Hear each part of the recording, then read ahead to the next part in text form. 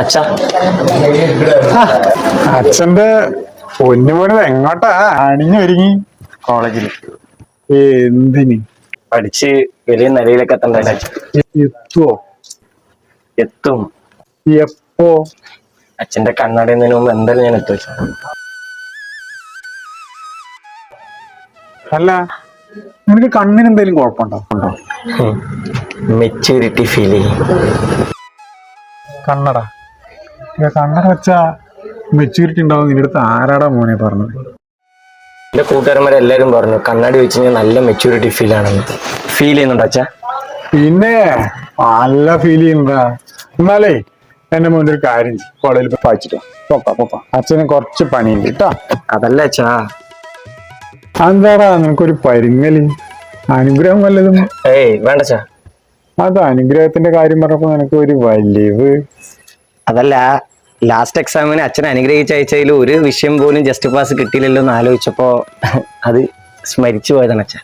അത് അച്ഛന്റെ അനുഗ്രഹത്തിന്റെ കുഴപ്പമില്ലടാ മോനെ. പാച്ചാനാണെന്ന് പറഞ്ഞിട്ട് ഈ വേഷം കെട്ടിയിട്ട് ക്ലാസ്സും കെട്ടി സിനിമയ്ക്ക് പോകുമ്പോ പരീക്ഷയ്ക്കൊന്നും എഴുതാൻ കിട്ടൂലടാ മോനെ. അതിന്റെ കുഴപ്പമാണ്. ഇല്ല അച്ഛാ, ഞാൻ ഇനി സിനിമയ്ക്ക് പോവൂല. ഞാൻ ഇന്ന് മുതൽ നന്നാവുക. ഓ നന്നായി. ഈ സിനിമ കാണുന്നത് തന്നെ ഇപ്പൊ എനിക്ക് വെറുപ്പാ അച്ഛാ. സിനിമാ ലോകത്ത് നടക്കുന്ന നാറുതരങ്ങളൊക്കെ അച്ഛനും കാണാറില്ലേ? എന്ത് നിനക്കൊരു ഉരുണ്ട് കളി? നിനക്ക് എന്തെങ്കിലും ആവശ്യമുണ്ടോ? Exam fee. ഓ അപ്പൊ ഈ ഇടയ്ക്കല്ലേ ഒരു എക്സാം കഴിഞ്ഞത്? ഇത് ഇടക്കാല എക്സാം അച്ഛാ, ഇടക്കിടക്ക് ഉണ്ടാവും. എത്രയാണ് പരീക്ഷാ ഫീസ്? 1500. മോന് നേരിട്ടാണോ അതോ ഓൺലൈൻ വഴിയാണോ ടിക്കറ്റ് എടുക്കുന്നത്? രണ്ടും കിട്ടിയില്ല അച്ഛാ, ബ്ലാക്കില്. ആ അതായിരിക്കും ഫീസ് ഇത്ര കൂടുതലല്ലേ. 5-ാം തീയതി അവന്റെ ഒരു പരീക്ഷ. അന്നല്ലേ ദളപതി വിജയന്റെ ഗോട്ട് റിലീസ് ആവണത്? അതെ അച്ഛാ. അത് കാണാൻ പോവാനല്ലേ എന്റെ മോന്റെ ഈ ഇടക്കാല ഫീസും പരീക്ഷയൊക്കെ? അതെ അച്ഛാ. അച്ഛൻ ഇത്ര ബ്രില്യന്റ് ആണെന്ന് ഞാൻ അറിഞ്ഞില്ല. എന്താ മോനെ, നിന്റെ കാര്യത്തിൽ ഈ അച്ഛന് യാതൊരു പ്രതീക്ഷയില്ല. നീ നന്നാവൂല.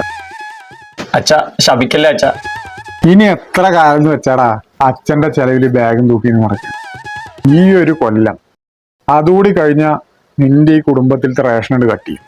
പിന്നെ സ്വന്തം ചെലവില് മാമുണ്ടോണം. മനസ്സിലായില്ലേ? വാഴ വെച്ചാ മതിയായിരുന്നു നീ അച്ഛനെ കൊണ്ട് നീ പറയിപ്പിക്കരുത് കേട്ടാ.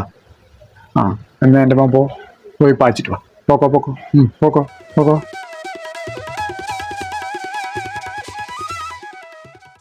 അച്ഛാ എന്റെ ഗോട്ട്. ഓറ കുരുത്തം കെട്ടാന് അവന്റെ ഒരു ഗോട്ട്.